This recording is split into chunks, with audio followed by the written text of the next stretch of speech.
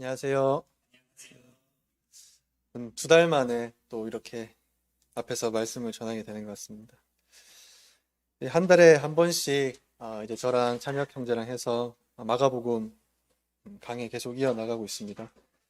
오늘은 마가복음 11장 27절부터 12장 12절까지 함께 살펴보도록 하겠습니다. 오늘 말씀은 예수님의 권위에 대해서 말씀하는 11장 내용과 또 포도원 농부의 비유, 이렇게 두 가지 사건을 다루게 될 겁니다. 성경은 권능과 권세, 또 권위에 대해 말하고 있죠.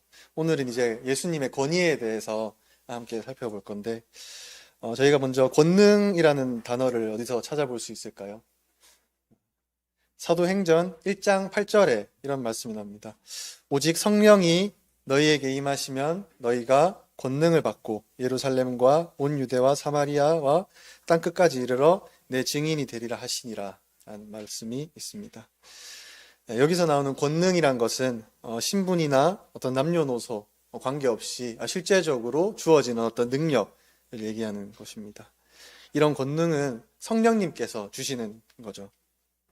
저희가 어떤 믿음의 일을 하거나 교회에서 내 은사를 나타낼 때 성령님께서 저희에게 주시는 은사, 능력 이런 것들이 권능이 되겠죠. 그럼 권세는 어디서 저희가 찾아볼 수 있을까요? 잘 아는 요한복음 1장 12절 말씀에서 이런 권세가 나옵니다. 영접하는 자, 곧 그 이름을 믿는 자에게는 하나님의 자녀가 되는 권세를 주셨으니 이렇게 얘기하고 있습니다. 여기 계신 모든 성도님들은 다 하나님의 자녀가 되는 권세를 받으신 분들이죠. 이런 하나님께서 주신 이런 권세는 우리의 신분의 변화를 또 주기도 합니다. 그래서 이런 권세는 자격 없는 저희들에게 하나님께서 주시는 권세, 이런 것들을 이제 우리가 권세라고 할 수 있을 것 같습니다. 그리고 오늘 말씀에서는 이제 예수님의 권위에 대해서 함께 살펴보게 되겠습니다. 저희 마가복음 11장 27절부터 함께 12장 12절까지 한번 교독해 보도록 하겠습니다. 제가 먼저 읽겠습니다. 그들이 다시 예루살렘에 들어가니라. 예수께서 성전에서 거니실 때에 대제사장들과 서기관들과 장로들이 나와 이르되 무슨 권위로 이런 일을 하느냐? 누가 이런 일할 권위를 주었느냐? 예수께서 이르시되 나도 한 말을 너희에게 물으리니 대답하라. 그리하면 나도 무슨 권위로 이런 일을 하는지 이르리라. 요한의 세례가 하늘로부터냐 사람으로부터냐? 내게 대답하라. 그들이 서로 의논하여 이르되 만일 하늘로부터라 하면 어찌하여 그를 믿지 아니하였느냐 할 것이니 그러면 사람으로부터라 할까 하였으나 모든 사람이 요한을 참 선지자로 여김으로 그들이 백성을 두려워하는지라. 이에 예수께 대답하여 이르되 우리가 알지 못하노라 하니 예수께서 이르시되 나도 무슨 권위로 이런 일을 하는지 너희에게 이르지 아니하니라 하시니라. 그래서 비유로 그들에게 말씀하시되 포도원을 만들어 산 울타리로 두르고 집자는 틀을 만들고 망대를 지어서 농부들에게 새로 주고 타국에 갔더니 때가 이름에 농부들에게 포도원 소출 얼마를 받으려고 한 종을 보내니 그들이 종을 잡아 심히 때리고 거저 보내었거늘 다시 다른 종을 보내니 그의 머리에 상처를 내고 능욕하였거늘 또 다른 종을 보내니 그들이 그를 죽이고 또 그 외에 많은 종들도 더러는 때리고 더러는 죽인지라. 이제 한 사람이 남았으니 곧 그가 사랑하는 아들이라. 최후로 이를 보내며 이르되 내 아들은 존대하리라 하였더니 그 농부들이 서로 말하되 이는 상속자니 자 죽이자. 그러면 그 유산이 우리 것이 되리라 하고 이에 잡아 죽여 포도원 밖에 내던졌느니라.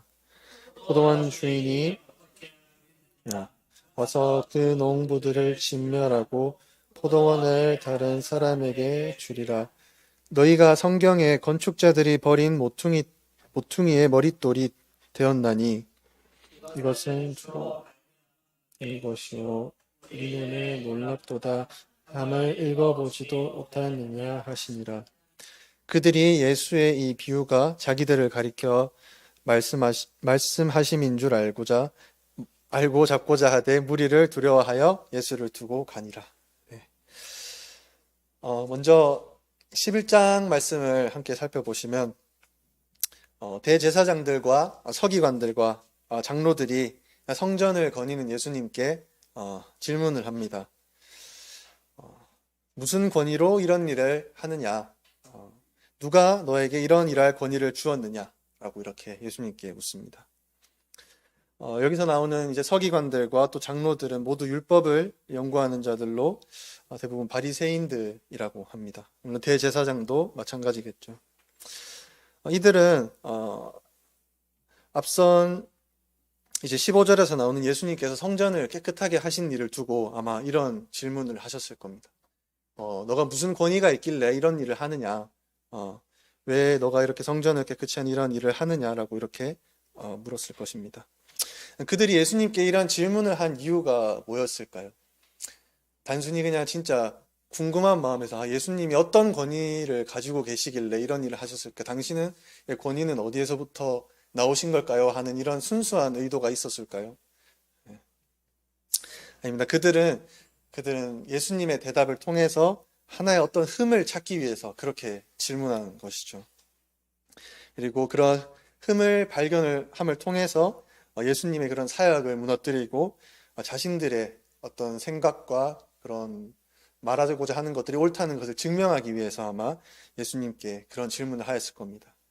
이들은 애초에 그런 예수님의 권위에 대해서 순종하려는 그런 마음으로 그런 질문을 한 게 아니라 자신들의 어떤 능력이나 권위를 정당화시키기 위해서 예수님을 무너뜨리기 위해서 그런 질문을 했을 것입니다. 그럼 여기에서 등장하는 권위, 권위라는 단어를 좀 살펴보면은 저희는 권위에 대해서 굉장히 민감하게 반응하는 사람들인 것 같아요. 최근에 한강이라는 작가 잘 아시죠? 한강이라는 작가가 이제 노벨 문학상을 수상했습니다. 강남과 그 강북 사이에 있는 그 한강보다 이제 더 유명한 한강이 됐습니다. 이제 한강이라고 하면 이제 저는 돗자리가 먼저 생각났는데 이제 노벨 문학상이 먼저 딱 떠오르는 그런 시대를 살아가고 있습니다. 그래서 많은 사람들이 한강 작가의 책을 구매하고 있습니다. 최근에는 품절 사태도 벌어지고 이제 물량이 좀 풀렸다고나 하는데 책을 구하기 위해서 줄을 서고 또 예약을 하기도 하고 심지어는 웃돈을 주고 이렇게 그 작가의 책을 사려고 이렇게 하기도 하고 있습니다. 제가 어제 그 당근에 검색을 해보니까 한강 작가 그 한정판 그 책이 10만 원에서 많게는 20만 원까지 이렇게 거래가 되고 있더라고요. 그만큼 요즘 이렇게 시대를 풍미하고 있는 작가인데 왜 이런 현상이 생겼는지 오늘 또 말씀 주제와 이렇게 겹쳐서 생각해 보니까 그 작가 한강이 가지고 있는 어떤 문학적 권위가 상승했기 때문이 아닐까라는 생각을 해봤습니다. 이전에는 그냥 작가 한강이었다면 지금은 노벨 문학상 수상 작가 한강이죠.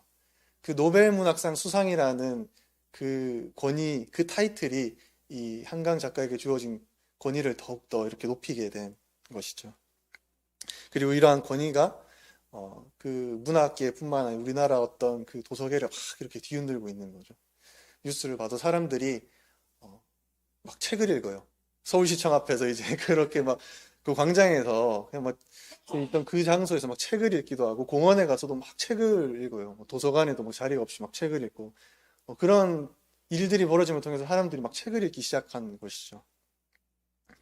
그리고 저도 이제 책을 좀 읽어보려고 구하려고 했더니 이제 구할 수가 없더라고요. 그런 마음들이 막 생기는 거죠. 노벨문학상 수상한 작가의 그 글은 어떤 글일까? 어떤 걸 담았길래 노벨문학상을 수상했을까 하는 그런 마음들이 막 괜히 막 생기게 되는 것이죠. 그런 이제 주어지는 권위, 이런 권위들이 있는가 하면은 한편 비슷한 말로 또 권위주의라는 말이 있습니다. 권위주의. 같은 권위인데 뜻은 완전히 달라요. 옛날에 이제 가부장적인 집에서 많이 보실 권위주의적인 아버지, 뭐 이런 것들처럼 이 권위주의라는 뜻은 어떤 지배를 뜻하는 단어입니다. 경제력이나 어떤 권력이나 그런 것들을 막 이용해서 상대방을 이제 복종시키고 굴복시키는, 나를 따르게 하는 그런 것들이 이제 권위주의라고 합니다. 예수님께서 가지신 이 권위는 어떤 권위일까요? 권위주의적인 권위일까요? 아니면 그냥 그 자체로 권위를 가지신 건가요? 예수님께서 가지신 권위는 권위주의적인 권위가 아닙니다. 예수님 그 자체로 권위를 가지고 계신 거죠. 예수님께서 가지고 계신 이 권위는 사람들로 하여금 어떻게 자발적으로 존경과 그런 순종함을 이끌어내는 그러한 권위일 것입니다. 강제적인 권위주의랑은 완전 반대되는 그런 개념이 되는 것이죠. 저희 잠깐 손을 놓고 마가복음 앞으로 좀 넘어가서 1장 21절 한번 읽어보도록 하겠습니다.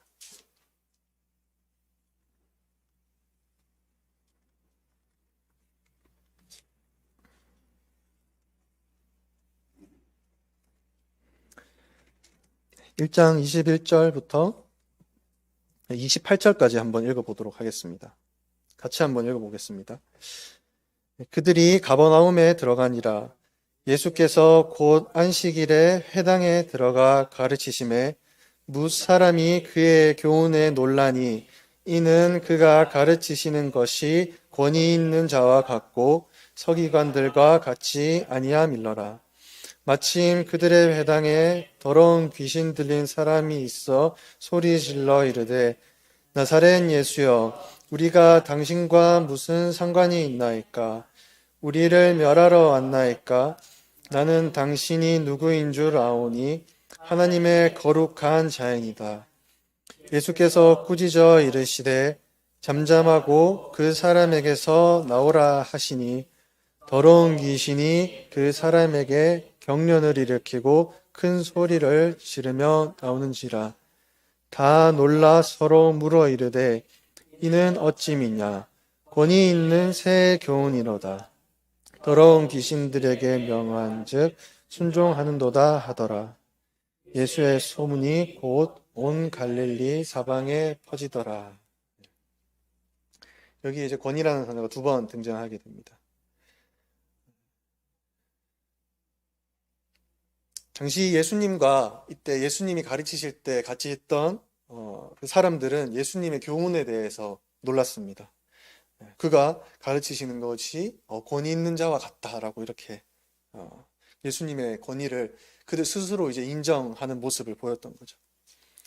또 예수님께서 귀신 들린 자에게 귀신을 내쫓으시면서 그들이 하는 말이 권위 있는 새 교훈이로다 이렇게 얘기를 하고 있습니다. 물론 이런 귀신을 내쫓으심을 보고 그런 능력을 보고 권위를 인정했을 수도 있지만 그 또한 예수님께서만 하실 수 있는 어떤 권위 중에 한 부분이 될 수 있는 거죠.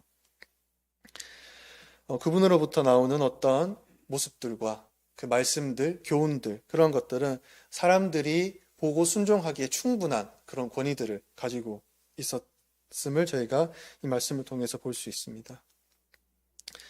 한편 예수님께서 이러한 충분한 권위를 보여주심에도 불구하고 그러한 권위들에 순종하지 않는 사람들이 또 존재하게 되죠. 여기 등장하는 바리새인들처럼 나 자신의 신념이나 어떤 이익을 위해서 사는 사람들은 그러한 권위를 거부하게 됩니다. 순종하지 않게 되는 거죠.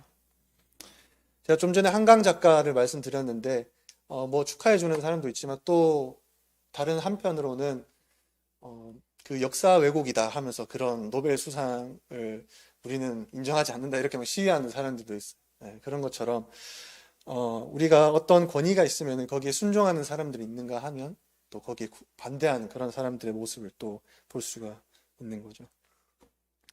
당시에 바리새인들과 대제사장들 또 서기관들과 같이 그런 신분을 가진 사람들은 율법을 따르는 자들이었습니다.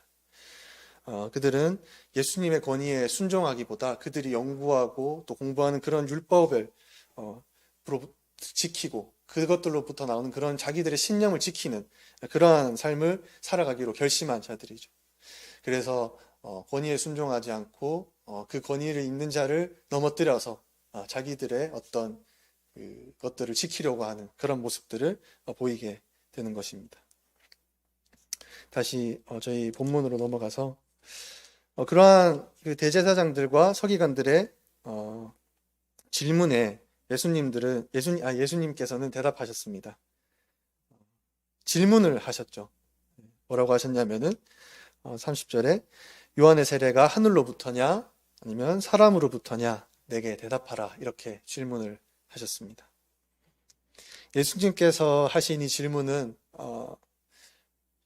예전에 그 이세돌과 알파고에서 나온 그 이세돌의 신의 한 수와 같은 그런 질문에서 말문이 막히게 하는 그런 질문이었습니다. 그들에게 빠져나갈 구멍이 없는 질문이었던 것이죠. 왜냐하면 요한의 세례가 그들이 하늘로부터다라고 인정을 하게 된다면 그들이 요한을 참 선지자로 인정하지 않게 되는 것을 그들 스스로 인정하게 되는 것이죠. 굉장히 부끄러운 일이 되는 것이죠. 반대로 이게 사람의 것이라고 한다면은 그들이 요한을 따르는 주변에 많은 무리들이 있는데 그 사람들로 하여금 어떠한 해를 당하게 될 수도 있을까 하는 그런 두려움이 마음에 생기는 거죠. 그래서 그들은 그들의 체면도 살려야 되고 또 자신들의 어떤 육체도 잘 보존해야 되는 그 두 가지를 다 지켜야 되는 그런 마음이 있었기 때문에 그들은 예수님의 이런 질문에 대답을 할 수가 없었습니다.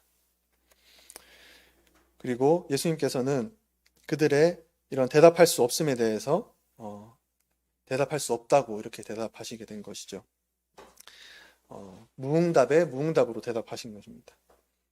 이 대답을 얻을 만한 자격이 없는 자들에게 예수님께서도 그에 마땅한 대답을 하지 않으므로 그들에게 대답을 하게 된 것이죠. 저희도 살아가는 삶 가운데서 우리의 믿음을 시험하는 순간이 한 번쯤은 찾아오게 될 것입니다. 그게 뭐 현재 진행형일 수도 있고 미래가 될 수도 있고 과거에 있었을 수도 있고 그런 일들이 아마 찾아올 수도 있을 텐데 오늘 이런 예수님께서 그들에게 하신 말씀들을 생각하면서 내 믿음의 권위가 어디로부터 왔는지 무엇으로부터 왔는지 한번 생각해 보면 좋을 것 같습니다. 저희는 말씀을 따라 살아가는 자들입니다. 또 말씀에 순종하고 우리를 죄 가운데서 구원하신 예수 그리스도 이름을 믿고 그분께 순종하면서 살아가는 자들인 거죠. 이 세상에서 나타나는 수많은 권위들, 앞선 이런 노벨문학상이나 어떤 많은 권력을 가진 사람들 어떤 많은 권위들이 있지만 그러한 것들이 지금은 옳게 보여도 나중에는 세상의 권위들은 변할 수도 있어요. 또 잘못된 어떤 죄의 유혹들을 가지고 나타내는 권위들도 많이 있습니다. 이러한 잘못된 권위에 순종하는 자들의 끝은 사망이죠. 죄의 삭은 사망입니다. 저희는 오류가 없으신 처음과 끝이 동일하신 또 영원하신 예수 그리스도의 권위에 순종하면서 살아가는 것이 얼마나 복된 일인지 오늘 이 말씀을 통해서 다시 한번 생각해 보게 될 것입니다. 그럼 이어서 포도원 농부의 비유 12장 말씀을 함께 살펴보도록 할 건데요. 이 말씀에서 나타나는 포도원 주인 등장하는 사람들이죠. 포도원 주인이 등장하게 되고 또 농부들이 등장하게 됩니다. 농부들과 또 종들, 아들들이 등장하게 되는데 이 각각의 인물들은 다 비유하는 바가 있습니다. 말씀에서 나타나는 포도원 주인은 하나님을 뜻하고 또 농부들은 이스라엘 백성들, 또 주인이 보낸 종들은 선지자들을 의미하고 아들은 예수 그리스도를 의미한다라고 이렇게 많이 알려져 있습니다. 농부들은 주인이 그 소출을 보내려고 받은 종을 때리고 또 죽이기까지 했습니다. 그리고 최후로 농부 주인이 아들을 보냈는데 그 아들을 어떻게 했나요? 죽였죠. 죽이고 내버려 던졌습니다. 죽이고 내버려 던지기까지 했습니다. 그러면 이 비유 속의 농부들이 도대체 무엇을 믿고 막 이런 종들을 때리고 학대하고 또 아들을 죽이고 이런 일을 했을까요? 이게 좀 이해가 되시나요?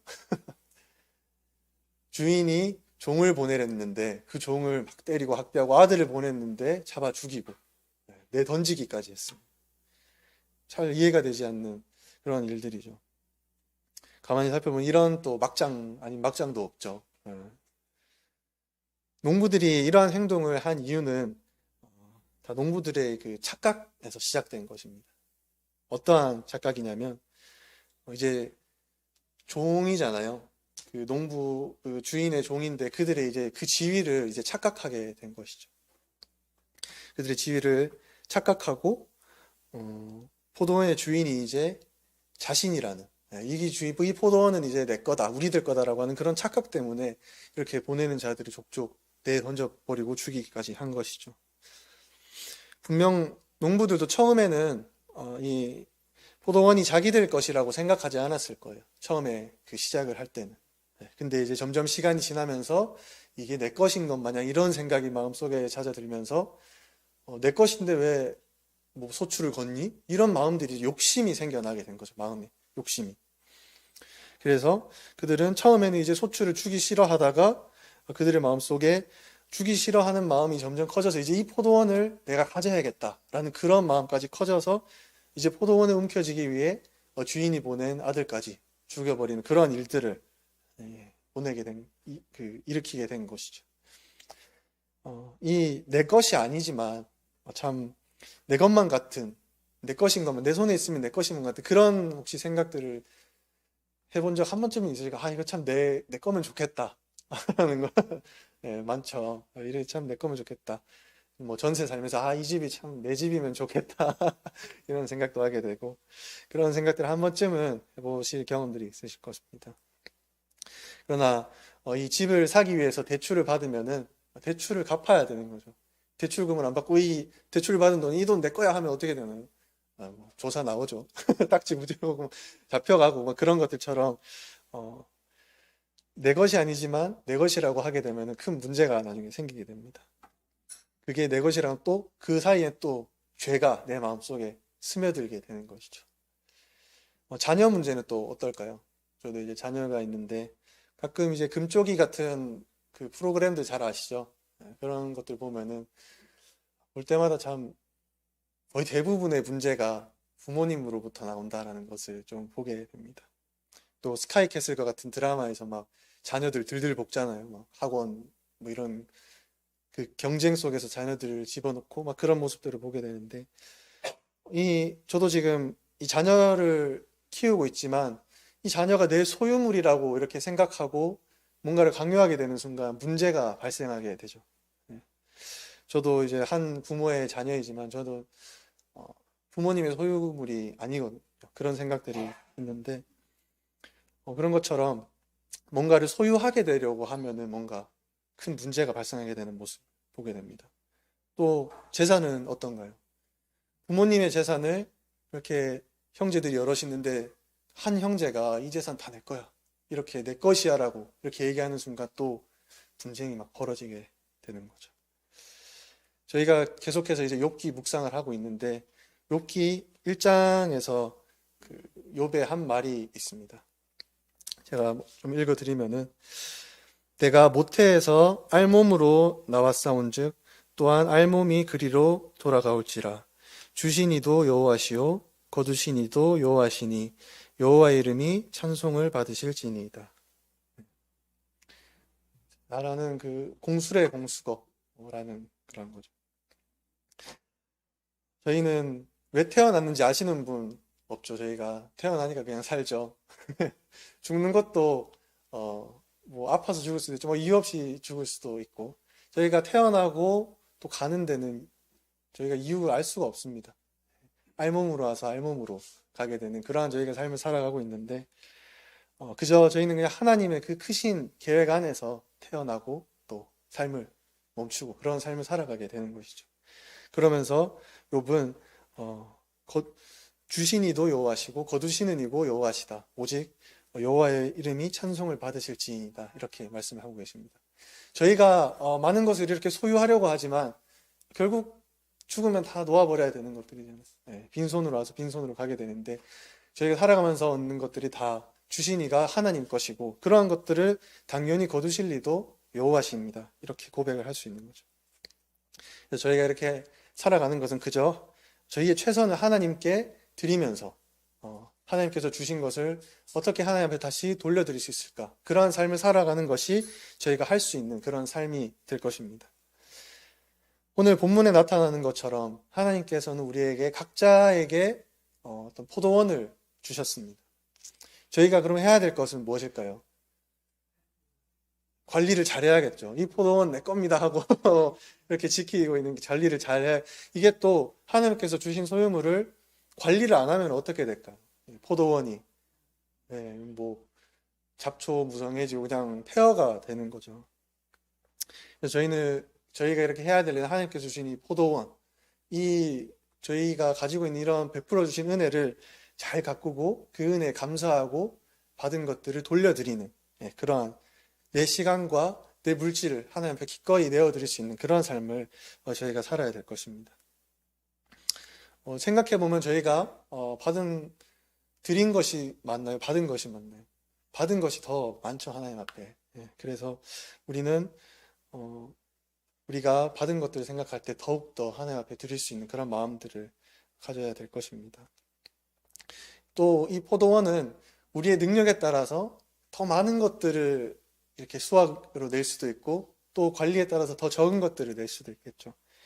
그러면 우리가 더 많은 수확을 낼 수 있도록 하나님 앞에서 우리가 하나님께서 주신 우리의 삶 가운데서 베풀어진 은혜를 어떻게 더 잘 드러낼 수 있을까 고민하는 그런 삶을 또 살아야 될 것입니다.